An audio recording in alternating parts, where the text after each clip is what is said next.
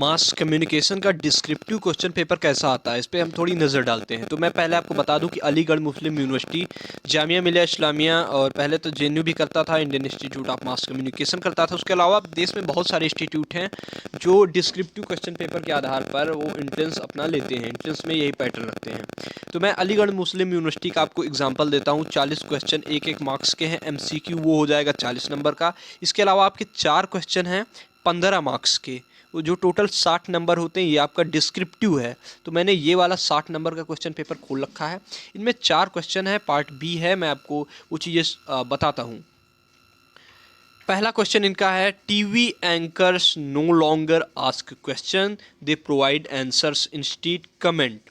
आपको इस पर अपना कमेंट देना है, आपको अपनी टिप्पणी इस पर देनी है कि टीवी एंकर इस ज़माने में सवाल नहीं पूछते, वे खुद ही जवाब देते हैं। तो इसका मैं आपको एक छोटा सा उदाहरण अपने नज़रिए से बताने की कोशिश कर सकता हूँ। आपका नज़रिया अलग हो सकता है, ऐसा ज़रूरी नहीं कि जो मैं कह रहा हूँ वो सही है या जो आप सोच रहे हैं वो गलत है, ऐसा कुछ भी नहीं है। आप इसमें अपने तरीके से अपनी बात, अपने कमेंट आप इसमें लिख सकते हो। मैं आपको वर्ड लिमिट भी बता रहा हूँ। आप 15 नंबर का है तो उसके लिए 200-250 वर्ड्स के आसपास जाइए, बहुत ज़्यादा आप मत लिखिएगा, ये मैं आपको पहले से फ्री सलाह दे रहा हूँ। तो TV anchors no longer ask question, मैं आपको बता रहा हूँ कि देखिए, टीवी एंकर आजकल ज़माने में क्या, टीवी देख रहे हैं, कोई सा भी मीडिया देख रहे हैं, media is divided into 2 groups. Media completely biased, कोई भी चैनल अनबायस्ड आपको मिलेगा ही नहीं, ठीक है। कोई क्या सरकार से ही क्वेश्चन करते हैं, कोई सरकार के विपक्ष से करते हैं, there is no balance anywhere.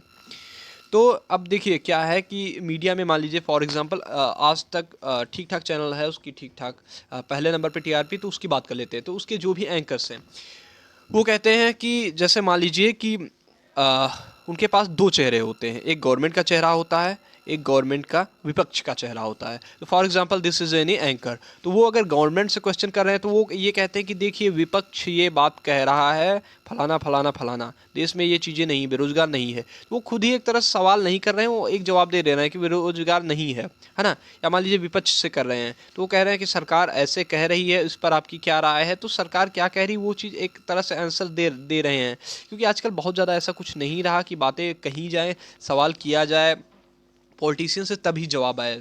मतलब जवाब आजकल पहले से ही मौजूद रहते हैं, तो वो उस जवाब पे ही क्वेश्चंस करते हैं, आंसर्स पर ही क्वेश्चन करते हैं कि उनकी राय ये है तो आपका क्या कहना है। तो उनकी राय ये एक तरह का वो जवाब ही तो हुआ, पब्लिक वो चीज़ जानती या फिर वो खुद ही पहले से आंसर्स बता रहे हैं, है ना।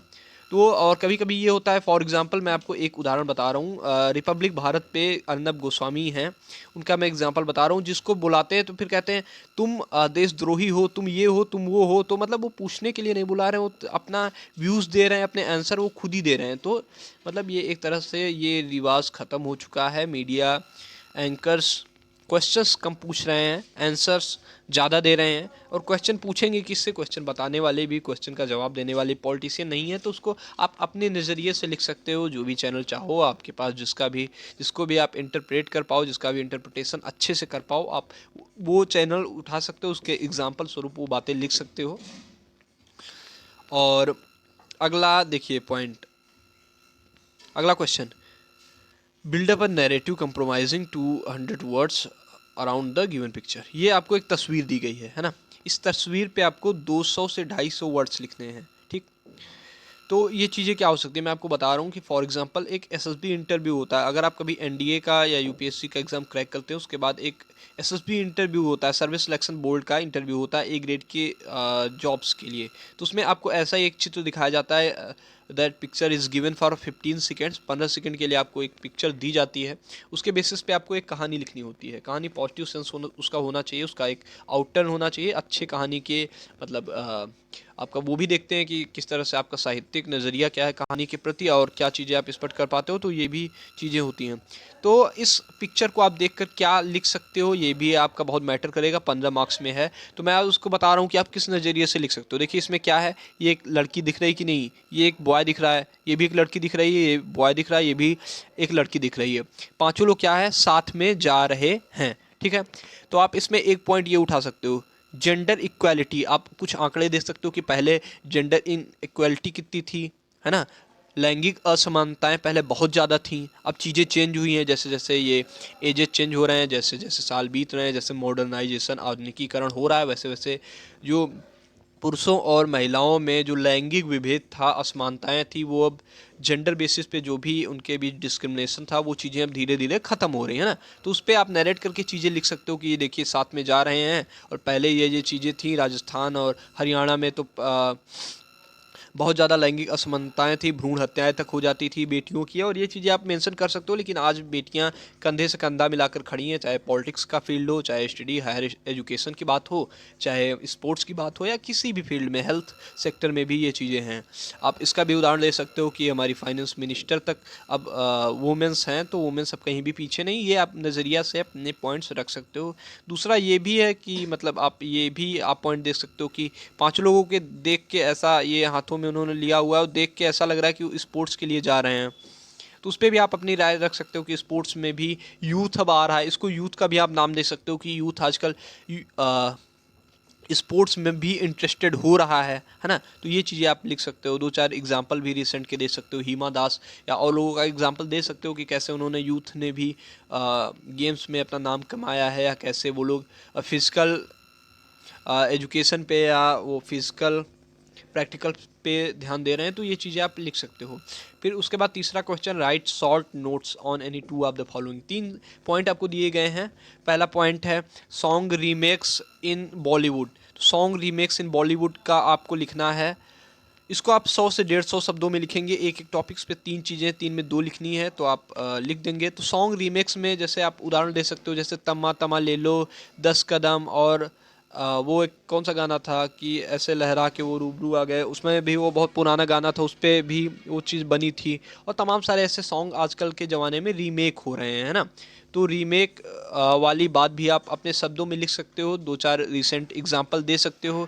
आप यह भी चीज़ें लिख सकते हो कि कैसे पुराने ज़माने के खूबसूरत गानों को आजकल बिगाड़ दिया जा रहा है, या गानों में और खूबसूरती ला दी जा रही। वो जो भी आपका नज़रिया है, उस नज़रिए पे आप वो बातें लिख सकते हो।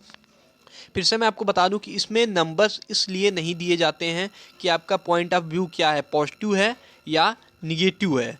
इस पे मार्क्स आपको नहीं दिए जाते हैं। मार्क्स आपको इस चीज़ पे दिए जाते हैं कि आपका राइटिंग स्किल कितना बेहतर है, आप कैसे चीज़ों को लिख पा रहे हो, आपकी वर्ड पावर कितनी मजबूत है, आप चीज़ों को, एक सेंटेंस आपका नरेट कैसे हो रहा है, किस तरह आप चीज़ों को लिख पा रहे हो, कैसे आप एक्सप्रेस कर पा रहे हो, आप क्या कितने फैक्ट जानते हो, आपके पास कितना डाटा है, कितना डेटा आप उस आपके जो आपने लिखा उसमें कितना डेटा आप इंक्लूड कर पा रहे हो, कितनी चीज़ें लिख पा रहे हो। उस पर वो चीज़ें ज़्यादा मैटर करेंगी, इन स्पाइट ऑफ कि आप पॉजिटिव चीज़ें लिख रहे हो या निगेटिवली आप चीज़ों को एक्सप्रेस कर रहे हो। उस पर फोकस बहुत कम होता है जो भी आपका एग्जामिनर होता है। दूसरा है कल्चरल इम्पीरियलिज्म, सांस्कृतिक साम्राज्यवाद इसको कहते हैं हिंदी में। अगर सांस्कृतिक साम्राज्यवाद, कल्चरल इम्पीरियलिज्म की बात करें तो इसका ये मतलब होता है कि कोई एक संस्कृति है, मान लीजिए एक कोई संस्कृति है, किसी स्पेशल किसी देश का ये कल्चर है, संस्कृति के अंदर रहन सहन, खान पान, वेशभूषा, त्यौहार मनाने का तरीका, नृत्य, ये सब चीज़ें आती हैं, है ना। ये भी चीज़ थोड़ी सी आती है, मातृ प्रधान और पितृ प्रधान ये अर्थव्यवस्थाएं, ये सब चीज़ें संस्कृति का थोड़ी सी हिस्सा होती हैं।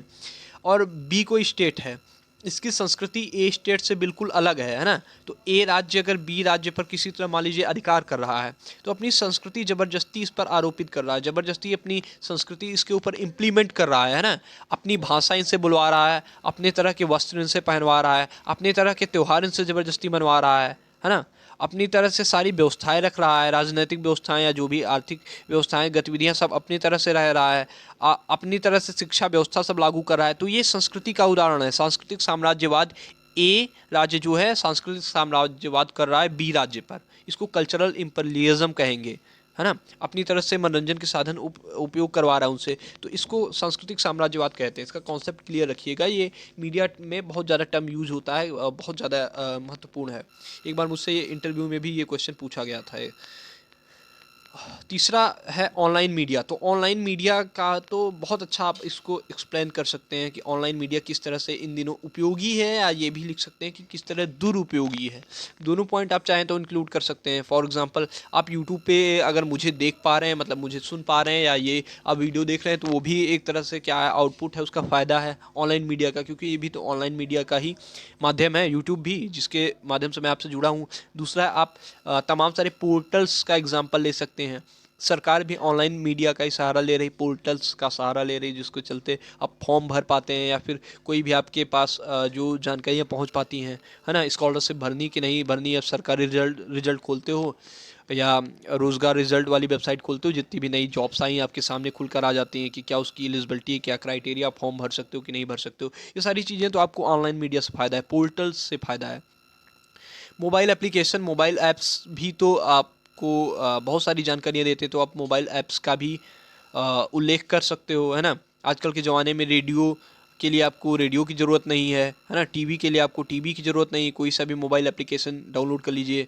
सब टीवी का है तो सब टीवी का डाउनलोड कर लीजिए, सोनी का है तो सोनी का डाउनलोड कर लीजिए, जी न्यूज़ का ऐप डाउनलोड कर लीजिए, आज तक का ऐप डाउनलोड कर लीजिए। तो जो मीडिया है वो ऑनलाइन मीडिया में एक तरह से पूरी तरह से टर्न हो गया। इसके फ़ायदे क्या हैं कि आपको एकदम लेटेस्ट न्यूज़ मिल जाती है ना, फ़ायदे हैं। नुकसान की बात करें तो फेक न्यूज़ का बहुत ज़्यादा बोलबाला है, और फेक न्यूज़ अगर आप लिख रहे हैं तो मैं आपको बहुत अच्छा एक टर्म दे रहा हूँ, आप यूज करिएगा डिजिटल लिटरेसी, है ना, डिजिटल साक्षरता। तो डिजिटल साक्षरता इंडिया में बहुत कम है, हमें ये बढ़ाना पड़ेगा ऑनलाइन मीडिया के लिए। डिजिटल लिटरेसी बहुत अच्छा एक वर्ड है, ये यूज़ किया जाता है कि किसी देश में जो लोग हैं वो डिजिटली कितने सक्षम हैं चीज़ों को करने में। इंडिया डिजिटल साक्षरता के नाम पे बहुत अभी शून्य इसको माना जाता है, 0 से 1% के बीच में है। तो ये डेटा आप उसमें उल्लेख कर सकते हैं। तो डिजिटल साक्षरता नहीं है, डिजिटल लिटरेसी का अभाव है, लैक ऑफ डिजिटल लिटरेसी। इसके चक्कर में कभी कभी बहुत सारे निगेटिव फैक्टर्स भी सामने आ जाते हैं। कभी कभी धोखाधड़ी हो जाती है, चीज़ें लूटपाट भी हो जाती हैं ऑनलाइन तरीके से, जॉब के बहाने बहुत क्या क्या हो जाता है। तो ये चीज़ें आप इसमें उल्लेख कर सकते हो। फोर्थ पॉइंट इज एक्सप्रेस, मतलब चौथा क्वेश्चन है, express your views in about 250 words zeroing in the following statement. एक स्टेटमेंट है किसी का कि universities are arenas of intellectual evaluation, they are the places where discussion and debate push boundaries, where students not only learn the art of provocation but also argument skills to defend and oppose such provocations। तो ये बहुत अच्छा statement है कि universities का क्या माहौल होता है, इन्वायरमेंट क्या होता है कि यहाँ पे डिस्कशन और डिबेट बाउंड्रीज क्रॉस कर देते हैं, और वो प्रोवोकेशन की आर्ट सीखते हैं, कैसे किसी चीज़ का विरोध किया जाए या कैसे किसी विरोध की जा रही चीज़ को डिफेंड या अपोज किया जाए, है ना, या किसी मुद्दे को कैसे डिफेंड या अपोज किया जाए। तो बहुत अच्छा स्टेटमेंट है, आपको इस पे अपने व्यूज़ लिखने हैं। स्टेटमेंट को आप अपने व्यूज़ में लिखना है, अपने पॉइंट ऑफ व्यू या अपने नज़रिए से आपको इसको लिखना है। इस स्टेटमेंट को जीरोइंग मतलब इसको आप इस स्टेटमेंट का कहीं उल्लेख मत करिए, पूरा पूरा पूरा ये स्टेटमेंट आप अपने शब्दों में उल्लेख करिए। तो इसमें मेजर थिंग क्या है, आप इसमें कुछ एग्जाम्पल भी इंक्लूड कर सकते हो कि यूनिवर्सिटीज़ में डिबेट की माहौल की जो डिबेट का माहौल है वो बहुत अच्छा है। फॉर एग्जांपल अगर आप पोस्ट ग्रेजुएशन कोर्सेज के लिए एग्ज़ाम देने जा रहे हैं तो आपने यूजी कहीं ना कहीं से किसी यूनिवर्सिटी से किया होगा, आप वहाँ का एग्जांपल दे सकते हैं, है ना। जैसे फॉर एग्जांपल जितने बड़े यूनिवर्सिटीज़ हैं वो एक संवाद की प्रक्रिया करते हैं। संवाद एक तरह का वहाँ प्रोग्राम होता है, मैं 2-4 जगह जानता हूँ। इस साल लखनऊ यूनिवर्सिटी में हुआ है, एक है महात्मा गांधी अंतर्राष्ट्रीय हिंदी विश्वविद्यालय, वहाँ भी संवाद की प्रक्रिया है। कुछ मित्र हैं तो वहाँ से ये चीज़ें मुझे पता चली हैं। तो वहाँ क्या होता है कि स्टूडेंट और टीचर्स के बीच में एक डायरेक्ट कन्वर्सेशन होता है। वहाँ एक दूसरे के साथ वो अपनी बातें रखते हैं, छात्र रखते हैं कि उनके हॉस्टल में क्या मांग है, क्या सुविधाएं, विश्वविद्यालय को क्या करना चाहिए, वो एक हेल्दी डिबेट करते हैं। तो ये चीज़ें हैं। और जैसे और भी आप एग्जांपल, इसमें एक चीज़ और है, एक इन्होंने टर्म यूज किया है कि discussion and debates push boundaries. Discussion और डिबेट बाउंड्रीज पुश करते हैं, इस पर आप ये चीज़ें लिख सकते हो। जैसे कोई भी यूनिवर्सिटी है वहाँ थोड़ी लैंग्वेज की बात करें, बाउंड्रीज पुश करते हैं ना, तो एक साउथ इंडियन भी व्यक्ति वहाँ के रहता है, नॉर्थ इंडियन भी वहाँ के रहता है ना, और या मिड इंडिया का भी, सेंट्रल इंडिया का भी व्यक्ति वहाँ जाके पढ़ता है। तो वो चीज़ें, लैंग्वेज का सबका एक अलग एक्सेंट है, सबकी भाषाएं अलग हैं। तो भाषाओं की बाउंड्रीज क्रॉस करके वो एक किसी पर्टिकुलर लैंग्वेज में बात करते हैं, तो यहाँ पे भाषाओं की जो बाउंड्री है वो क्रॉस हो रही है। इसके अलावा मेल फीमेल दोनों किसी मुद्दे पे अपनी बात रख रहे हैं, है ना। तो यहाँ पे एक चीज़ आप ये भी स्पष्ट हो रही कि दोनों अपनी बात रख रहे हैं। कहने का मतलब ये है कि जेंडर की जो भी सीमाएं हैं, जेंडर की सीमाएं भी वहाँ पे क्रॉस हो रही हैं, जेंडर डिस्क्रिमिनेशन की बाउंड्रीज वहाँ पे क्रॉस हो रही हैं। इसके अलावा वेशभूषा की बात करें तो साउथ इंडियन में जैसे लुंगी वगैरह पहनी जाती है, और ऐसे ही हर जगह का अपना अपना परिवेश है, आदिवासियों का ट्राइब्स का अलग परिवेश है, लेकिन एक जगह पार्टिकुलर जगह पढ़ने जाते हैं तो एक पार्टिकुलर यूनिफॉर्म में रहते हैं, तो वहाँ भी क्या है कि वेशभूषा जो है यूनिफॉर्म की बाउंड्रीज क्रॉस हो रही हैं, है ना। और तो ये सारी बहुत सारी चीज़ें आप इसमें इंक्लूड कर सकते हो। स्टेट्स की बाउंड्रीज पहले क्रॉस हो रही हैं, क्षेत्रवाद होता है तो उसकी बाउंड्रीज पहले क्रॉस हो रही हैं, लोग अलग अलग स्टेट से पढ़ने आ रहे हैं वहाँ पे, है ना। तो ये भी बाउंड्रीज उसकी भी क्रॉस हो रही हैं। तो ये सब चीज़ें हैं। छात्र वहाँ पे स्किल्स सीख रहे हैं, डिफेंड और अपोज की, तो इसमें आप बहुत अच्छी अच्छी चीज़ें उल्लेख कर सकते हैं कि जितने बड़े विश्वविद्यालय हैं वहाँ स्टूडेंट यूनियन की प्रथा चल रही है। तो जितने देश के बड़े नेता हो रहे हैं स्टूडेंट यूनियन से ही निकलते हैं, बड़े बड़े विश्वविद्यालयों से ही निकलते हैं, उनके छात्र संघ में वो रहे हैं। तो उससे वो चीज़ें आप कर सकते हो कि वो स्किल्स वहाँ से सीखते हैं, और स्किल्स इतनी ज़्यादा सीखते हैं कि सीधे सीधे राष्ट्र हित में, है ना, नेशनल डेवलपमेंट में अपना सीधा सीधा योगदान देते हैं। तो ये चीज़ें आप इसमें उल्लेख कर सकते हो। तो ये डिस्क्रिप्टिव पेपर है, मैंने आपको ये चीज़ें बताई। कोई सवाल है तो कमेंट बॉक्स में छोड़ जाइए। क्वेश्चन पेपर का क्रेडिट देना चाहूँगा, एक मित्र हैं उन्होंने अलीगढ़ मुस्लिम यूनिवर्सिटी का इंटरेस्ट दिया था, सब्सक्राइबर है हमारे, तो उन्होंने ये पेपर भेजा था, तो उसके लिए उनका भी धन्यवाद। और कोई भी सवाल है तो कमेंट बॉक्स में छोड़ जाइए, और अधिक जानकारी के लिए स्टे ट्यून रहिए द यूनिवर्सिटी कनेक्शन। फिर से आपको एक जानकारी बता दूं, एक चीज़ और, कि जो 40 गुणे एक मैंने बताया एमसीक्यू क्वेश्चन है, वो भी बहुत जल्दी मैं आप तक लाऊंगा, सारा क्वेश्चन पेपर, उसके आंसर्स वगैरह देख के आपको एक्सप्लेन करूंगा। स्टे ट्यून रहिए द यूनिवर्सिटी कनेक्शन।